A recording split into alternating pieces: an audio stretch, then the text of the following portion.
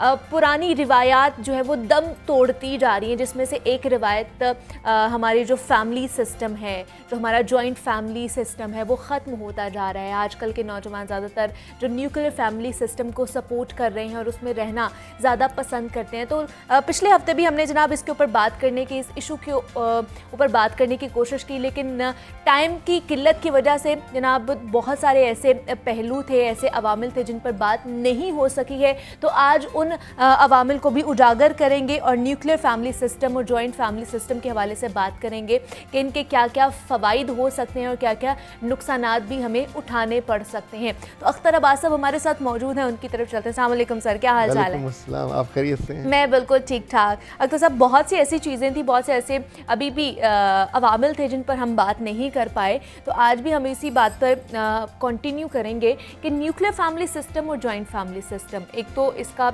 रुझान बहुत ज़्यादा कम होता जा रहा है, डिफरेंसेस बहुत ज़्यादा आ गए हैं।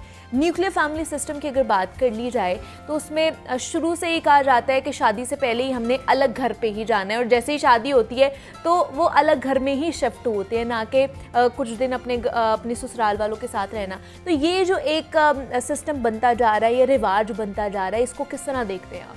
अच्छा, मैं इसको पैराडाइम शिफ्ट कहता हूँ। अच्छा, जिंदगी में हमेशा एक पैराडाइम होता है जिसके मुताबिक हम चलते हैं। ठीक है। हर पैराडाइम में इज्जत होती है, हिफाजत होती है और सेफ्टी सिक्योरिटी फ्यूचर की होती है। बिल्कुल बिल्कुल, उसके मुताबिक ही चलते हैं। अच्छा, जब कोई सिस्टम ये सर्व करने में नाकाम होता है तो हमेशा रद्दमल होता है। हाँ जी। अब जो बच्ची पढ़ लिखने के बाद और एमए किया, मास्टर्स किया, पीएचडी की, अब जब ब्याह के वो पुराने सिस्टम में जाती है जिसे जॉइंट फैमिली कहते हैं, तो वहाँ उसकी हैसियत एक काम करने वाली से ज़्यादा कुछ नहीं होती। लाइक उसकी इंडिपेंडेंस ख़त्म हो जाती है, स्पेस ख़त्म हो जाती है, जिस मोहब्बत की चाहत में वो जाती वो भी वहाँ नहीं मिलता। ये जो रद्दमल है ये कब है? जब आपकी बेइज्जती और इज्जत के बीच में आपको बहुत ज़्यादा गैप नज़र आता है। ओके। अच्छा, इसके मैं चूँकि पिछले 20-25 वर्षों से इन मामलों को डील करता हूँ, हाँ, तो मैंने देखा कि अगर तो आप उस आने वाली बच्ची को आने से पहले एक अलग पोर्शन उसी घर में बना दें, जॉइंट फैमिली रहे लेकिन उसकी फैमिली अलग हो जाए। ठीक है, उसका बाथरूम अलग होना चाहिए, उसका किचन अलग होना चाहिए, यानी वो गरीब हर वक्त आपकी रडार में नहीं रहे। ये पहली बात। रडार ये कि आप उसको चेक करते रहते हैं ना, आपका ऊपर उसका नजरें रहे। हाँ। अच्छा, दूसरा जो बहुत ज़रूरी है सोचना, एक ये है कि बीवी को अपने माँ बाप के साथ रखना। दूसरा बिल्कुल इसके उलट है, यानी लड़का कमा रहा है मुल्क में या मुल्क से बाहर, बहुत अच्छा कमा रहा है, तो अब उसका हक है कि वो माँ बाप को अपनी बीवी के साथ रखे। ठीक है। अब आप सोचें कि दोनों में क्या फ़र्क है। हाँ। ज़मीन आसमान का फ़र्क है। अच्छा। जब माँ बाप बीवी के साथ आके रहते हैं तो यहाँ ड्राइविंग सीट पे बेटा और बीवी है। ओके। वो इनके मेहमानों के तौर पे हैं, यानी ये उनकी मोहब्बत करेंगे, इज्जत करेंगे तो जन्नत कमाएंगे। हाँ हाँ। वहाँ बिल्कुल बरक्स होता है, वहाँ हाकमियत माँ की है, बाप की है, उनके बच्चों की है। यानी पाकिस्तान में जो सबसे बड़े मसाइल पैदा हुए हैं पिछले 10-12 वर्षों में, कि जितने लोग बाहर गए कमाने के लिए, उन्होंने जितना कमा के भेजा, जायदाद बनी तो अब्बा जी के नाम पे, और उसका हिस्सा सब भाइयों ने लिया। बटा। एग्जैक्टली। अच्छा, घर में 3-4 बहुएं हैं, तो अगर छोटी बहू ने घर में बच्चे को जन्म दिया, अब उसकी बीवी जितना मर्जी केस बेचारे का हो मुश्किल, उसको हॉस्पिटल नहीं लेके जाएंगे क्योंकि कंपटीशन है, उसने घर में दिया। अच्छा, वो बच्चा भी मरेगा और बीवी भी मरेगी। इतने इस मामले में केसेस होते हैं। हमने तो ये किया था, इसको खाने को ये क्यों दे दें, हमारे साथ तो ये हुआ था। अच्छा, इवन के जब जॉइंट फैमिली सिस्टम में रहते हैं तो इस तरह के केसेस भी होते हैं अख्तर साहब के हस्बैंड ने अगर गिफ्ट भी देना है ना अपनी बीवी को, तो वो भी चोरी छुपे देना पड़ता है, उसे छुपा के कोई चीज उसके साथ लेके जानी पड़ती है। अच्छा, मैंने थोड़ी तहकीक की कि ये क्या मसला क्या है। नबी सल्लल्लाहु अलैहि वसल्लम की 9 जो जिंदा बेगमात थी, वो किसी जॉइंट फैमिली में नहीं थी, अलग अलग रहती थी। इवन एक दूसरे के यहाँ जाने या खाना भेजवाने की उसकी मर्जी के बिना इजाज़त नहीं थी। अच्छा। यानी अगर अल्लाह के रसूल किसी एक के पास जाते तो जो उसने पकाया होता वो खाते, दूसरों को इल्म नहीं होता था। ओके। अब सोचे ये इतनी शानदार बात है, जेलसी इसमें नहीं होती। एग्जैक्टली। अच्छा, एक आध दफ़ा हुआ तो बाकियों ने मिल के तय किया कि इनको फलां चीज़ से रोका जाए, जो कि फलां के पास जाके शहद खाते हैं, याद है आपको ना ये। तो फिर आपने उनके कहने पे शहद से मना हुआ तो अल्लाह ने नाराज़गी का इजहार किया। सही। अच्छा, ये जो हमारे यहाँ फैमिली सिस्टम है ये बेसिकली राजपूताना फैमिली सिस्टम है। अच्छा। राजपूतों का है ये। सही। वहाँ था कुव्वत का इजहार, ताकत का इजहार, और राजपूत अपने फैमिली में बहुत जुड़े हुए होते हैं। फैमिली होना अलग चीज़ है, फैमिली का बड़ा होना, और जॉइंट फैमिली होना अलग चीज़ है। ठीक है। अभी 2 साल पहले चीन में उनका एक सूबा है, वहाँ एक रेन फैमिली है। अच्छा। उन्होंने सारे अपने लोगों को जमा किया, 500 लोग जमा हुए। तो 500 का ग्रुप फोटो बनाया उन्होंने। क्या बात है। हाँ। और उस पर लोगों ने बहुत कमेंट्स किए। उन्होंने कहा जी हम सब ने अपने शजरे को रिन्यू किया है। पहले हमारे यहाँ भी शजरे होते थे फैमिली के, हाँ। अब नहीं होते। फिर उन्होंने कहा जी हमने अपने शजरे में 2000 लोग और भी ढूंढे हैं। लोग ताइवान से, शंघाई से, बीजिंग से उस गांव में आए। छोटा सा गांव है वो। सही। अच्छा, ये कुव्वत इजहार है एक शान का, जुड़े होने का। या अगर आपने वहाँ से रिवायत लेनी है, वो 500 आपस में एक दूसरे को जानते नहीं होंगे। दे वर लिविंग इंडिपेंडेंटली, अपनी ज़िंदगी जी रहे थे, लेकिन लेगेसी ख़ानदान की ले रहे थे।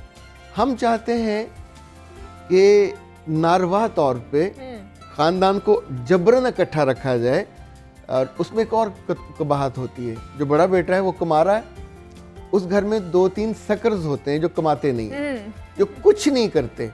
उनकी बीवियां, उनके बच्चे, उनकी पढ़ाइयाँ, एग्जैक्टली उनके स्कूल, वो बड़ा बच्चा। अच्छा, उस घर, वहाँ घर बन रहा है, हर भाई का बनेगा, हर बहन का बनेगा, उसका गरीब का नहीं बनेगा। और केपीके के लोग जो हैं उनके साथ तो ये होता है कि भाई आके उनके घरों पे या ज़मीन अलग ली है, इवन इस्लामाबाद भी ली है, तो आके कब्जा कर लेते हैं। वो सोचते हैं कि ये हमारा हक है।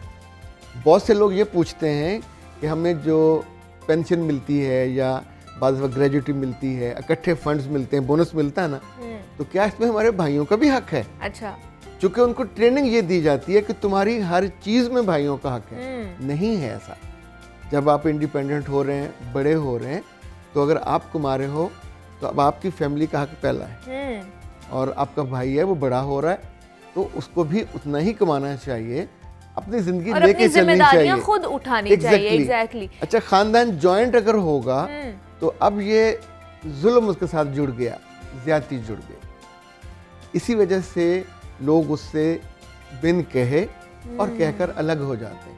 बहुत से माँ बाप पे शर्त लगाते हैं कि हमारी बेटी जॉइंट फैमिली में नहीं जाएगी। एग्जैक्टली, बिल्कुल उसको ऐसे। अलग से घर लेके दें। अच्छा, अलग से घर लेने में कई सारे मसाइल हैं। आपको बिल है, पानी है, मोटर है, हर काम उस बच्ची को खुद करना पड़ता है, करना पड़ेगा। लेकिन शी वुड बी हैप्पी कि इंडिपेंडेंस है। अच्छा, कब यहाँ पड़ा हुआ, तुम्हें तमीज़ नहीं है, तुम्हें शर्म नहीं आती, तेरी माँ ने नहीं सिखाया, ये कब यहाँ क्यों पड़ा हुआ है? यानी जब आप हर लम्हे ये जुमले सुनते हैं तो आप अंदर से, आपकी सेल्फ एस्टीम 0 पे चली जाती है। बहुत सारी बच्चियाँ जॉइंट फैमिली में जाकर नीम पागल हो जाती हैं। इन लोगों को ब्रेन हेमरेज होते हैं। सारी उम्र ना माँ ने बेइज्जती की, ना बाप ने की, ना भाइयों ने की, वहाँ जाके आप हर एक से बेइज्जती करवा रहे हैं। अच्छा, हर एक से बगैर किसी वजह के माफ़ी मंगवाई जाती है, और जिनके मियाँ बाहर हैं उन बेचारियों की ज़िंदगी तो बहुत ही मिजरेबल होती है। कोई हाल नहीं। तो अगर तो जॉइंट फैमिली उनके लिए इज्जत का बायस हो, तहफ़्फ़ुज़ का बायस हो, लेकिन उस बच्ची ने उस ख़ानदान को आगे लेके चलना है, तो उसको तो ज़्यादा इज्जत देनी चाहिए। लेकिन क्या अक्सर सब न्यूक्लियर फैमिली के भी तो कुछ अपने नुकसानात होंगे उसमें। जैसे बहुत से लोग कहते हैं कि फिर जिम्मेदारियां सिर्फ आप अकेले के ऊपर पड़ जाती हैं। जैसे अगर वर्किंग वुमेन है तो फिर वो बच्चे की अच्छी तरह से परवरिश नहीं कर पाती है, और जब वो फैमिली पूरी रेडी होती है, जॉइंट फैमिली में तो दादा दादी की परवरिश भी बड़ी मैटर करती है, उनके साथ घुलता मिलता है बच्चा, सारी चीज़ें सीखता है, और अकेले में वो चीज़ें नहीं सीख पाता है। अच्छा, ये आइडियल जुमले हैं। अमलन ये है कि जॉइंट फैमिली में अगर 12 बच्चे हैं तो आपका बच्चा उल्टा लटक जाए, पढ़ नहीं सकता। जब 12 ने शोर मचाना है, 12 ने खेलना है, तो आपका कोई चेहता नहीं है, और उसको वो प्रोटोकॉल भी नहीं मिलेगा। ये तो एक रियलिटी है जो हमारे यहाँ होती है। मैंने अपने कई कोलीग्स देखे, कोलीग और कोलीगियाँ लाहौर में, दोनों ज़ाहिर न्यूक्लियर फैमिली में रहे, दोनों जॉब करते हैं। हाँ। तो 3-3 बच्चे उनके बड़े हुए, पढ़े, डे केयर में जाते रहे, अभी माशाल्लाह ग्रोन अप हो गए, हमारे प्रेस क्लब के मेंबर हैं वो। अच्छा। तो हमने तो उनके बच्चों को अपनी आंखों, तो देयर वाज नो दादा दादी, नो नाना नानी।